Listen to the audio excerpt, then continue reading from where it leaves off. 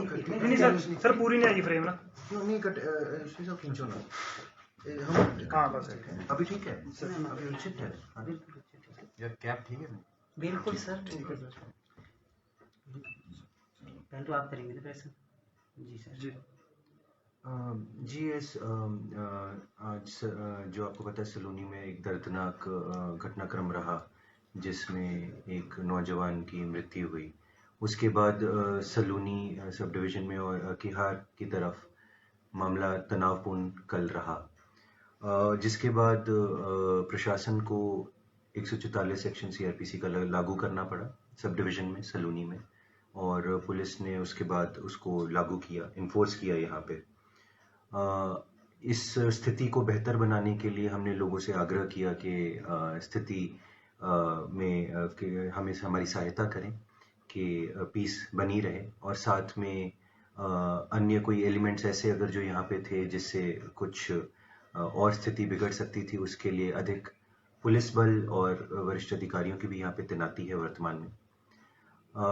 आगे भी हम इसी दिशा में कार्य कर रहे हैं कि ये सारे जो घटनाक्रम हैं, जो आगे भी परिस्थितियाँ उत्पन्न हुई हैं, उससे एक सही तरीके से कानूनी तरीके से कार्रवाई की जा सके और सबके सहयोग से इस मामले की हम एक इस तनावपूर्ण माहौल को ठीक कर पाएँ। जो जहाँ तक इसकी टेक्निकल डिटेल्स हैं मामले की, जो कुछ क्राइम से संबंधित हैं, एसपी साहब आपको ब्रीफ करेंगे। देखिए, जैसा आपको पता है कि 9 तारीख को किहार थाने में एक हत्या का मुकदमा दर्ज किया गया, जिसमें एक मनोहर नाम के युवक की हत्या की गई।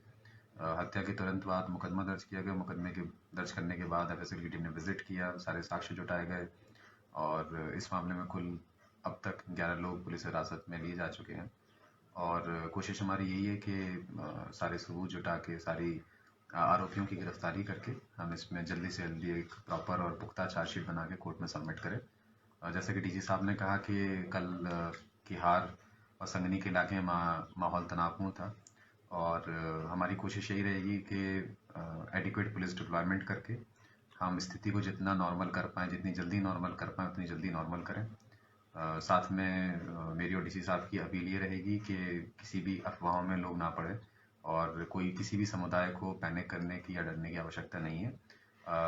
पुख्ता पुलिस प्रबंध किए गए हैं लोगों की सुरक्षा, जान माल की सुरक्षा को इंश्योर करने के लिए, और हमारी कोशिश यही है कि दोनों समुदाय आपस में एकजुट होकर रहें, सौहार्द से रहें, आपसी एकता से रहें। सर, सुना है कि अवैध संपत्ति है उसकी आरोपी की। देखिए, इस तरह की काफ़ी सारी बातें इलाके के लोग हमसे साझा कर रहे हैं, हमें जानकारियाँ दी जा रही हैं।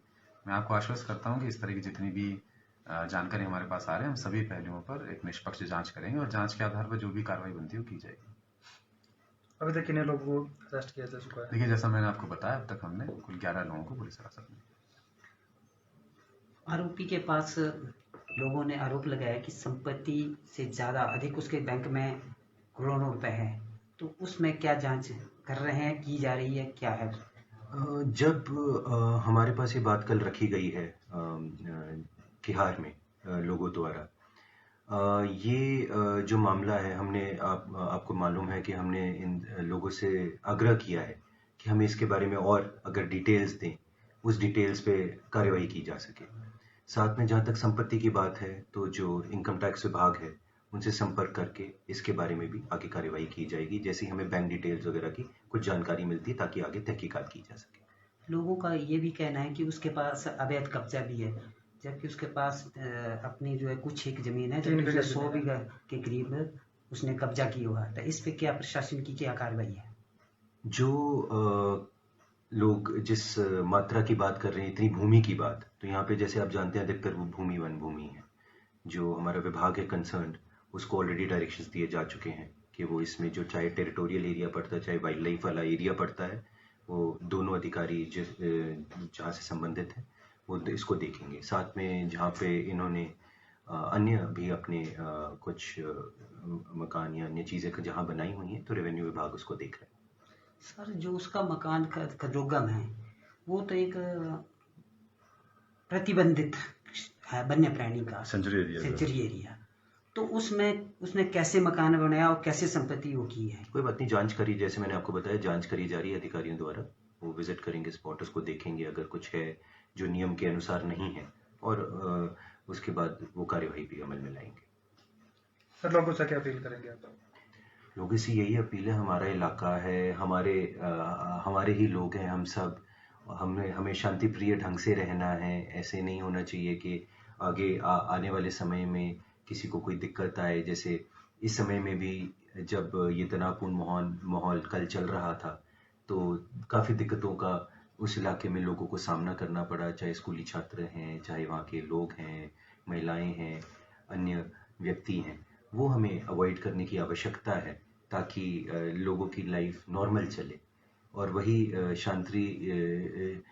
हम नॉर्मल यहाँ पे चाहेंगे कि माहौल जल्द से जल्द सबके सहयोग से हो। आपसी तनाव अगर किसी का है भी, वो कम हो, और उसी में हम सारा टाइम चंबा की जो टीम है वो इसी में लगी रहेगी। जो माहौल तनाव हुआ है इस मामले को लेकर, उसके लिए सुरक्षा व्यवस्था को लेकर कैसे कदम उठाए जा रहे हैं? देखिए, जैसे मैंने आपको पहले बताया कि हमने प्रॉपर पुलिस अरेंजमेंट्स किए हैं। इसमें हमारे पास बाहर से भी पर्याप्त मात्रा में फोर्स आई है, और फोर्स को ज़रूरत के हिसाब से जो भी संवेदनशील इलाके हैं वहाँ डिप्लॉय किया गया है।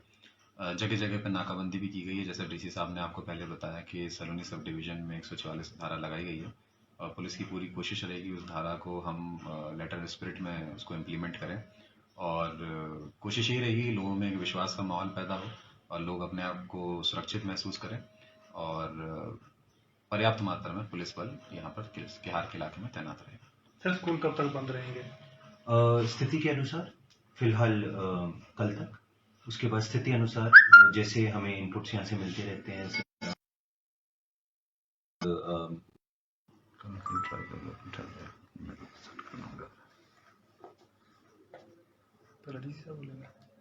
पहले आप बोलेंगे सर। एक यहीं रखो, नहीं सर पूरी नहीं आई फ्रेम ना। क्यों नहीं खींचो ना, हाँ बस अभी ठीक है, अभी उचित है। यार कैप ठीक है ना? बिल्कुल सर, ठीक है सर। पहले तो आप करेंगे ना प्रश्न? जी सर। जी GS